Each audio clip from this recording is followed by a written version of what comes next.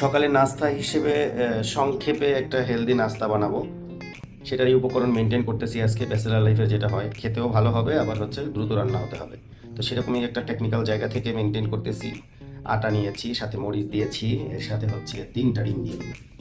সাথে হচ্ছে আরও টুকটাক কিছু উপকরণ থাকবে, যেটা দিয়ে একেবারে বেলা রুটির মতো করে আমি হচ্ছে ভাজবো, কিন্তু যদিও এটা হবে গোলা রুটি।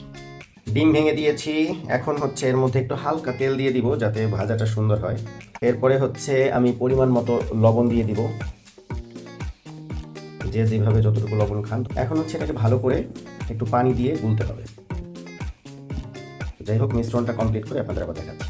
মিশ্রণটাকে রেডি করে ফেলেছি, একেবারে এইভাবে মিহি করে যত ভালো মিশ্রণ করবেন আপনার পরোটা খুব ভালো হবে।